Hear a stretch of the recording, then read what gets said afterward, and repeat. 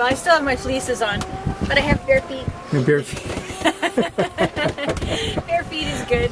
No, so it's important. Warm. They're in the sun. So today is May 32nd, otherwise known as June 1st, would make it our 20th day at sea. 21st day. 21st day at sea.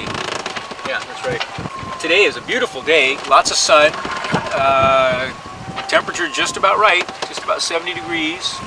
We have about 15 knots, a little bit over from the northeast.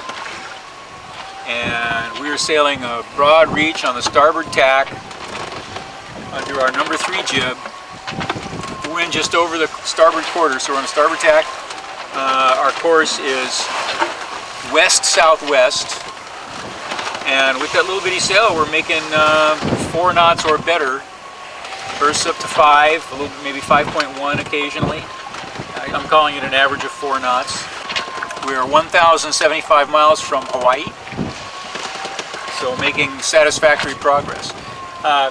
Yesterday we put out a hand line, did some fishing as opposed to catching.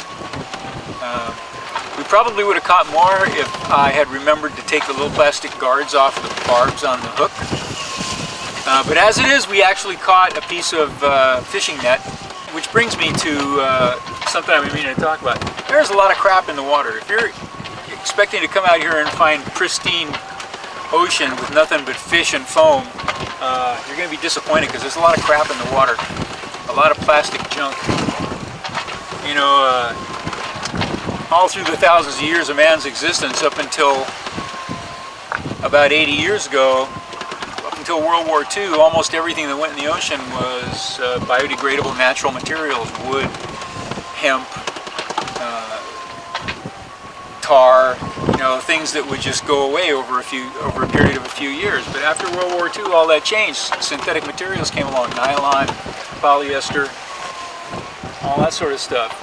And you know, we passed a couple of fishing net floats in the last few days, basketball size ball floats that they use to keep fishing nets up. And, you know, the picturesque hand-blown glass balls that you see in seafood restaurants and nautical bookstores are a thing of the past.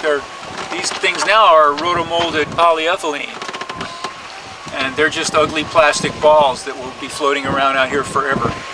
The fishing nets they use nowadays are not made of hemp. They're made of, which will rot and go away in a short period of time. They're made of nylon, which is forever. We passed, in addition to the small piece of net that we hooked with our hand line yesterday, with our hand line troll, we passed about a 5-foot square section of net this morning, and probably a 8-foot long piece of 2-inch polypropylene hawser, yellow polypropylene hawser.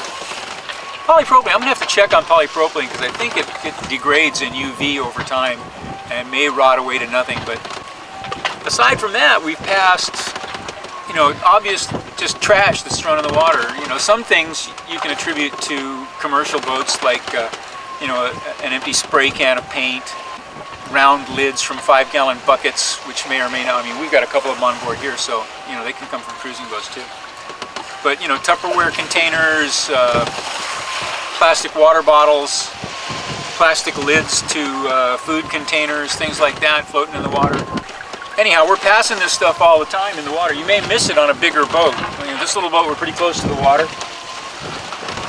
But you can't see it unless it's fairly close to the boat. So, you know, it's a wide ocean. There's a lot of crap floating around out there. And we are nowhere near the North Pacific Gyre, you know, the famous garbage patch that's floating in the Northwest Pacific. We've sailed through it on our way north in 2007.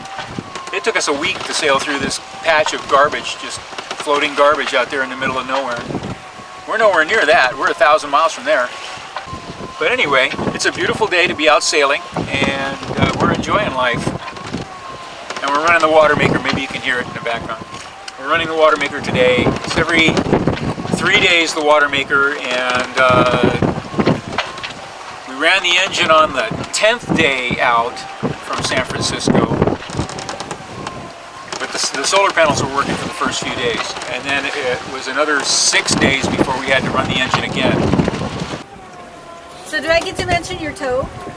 Yeah, you can mention my toe. So Chuck's toe was getting all kind of like really gross, and so I dug out the medical book because I was trying to bone up on amputations just in case. But it got better, so I don't have to, you know, sharpen my scalpel or anything. You're joking. She wanted to amputate my toe just below the kneecap. Just getting ready to start carving a peg leg out of the renegade stick. Yeah.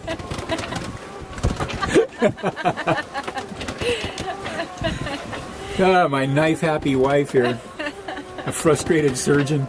You've been watching Grey's Anatomy too much. I'm trained, but I can do that. Oh well, no amputations. No amputations. Not on this leg. Oh, yeah.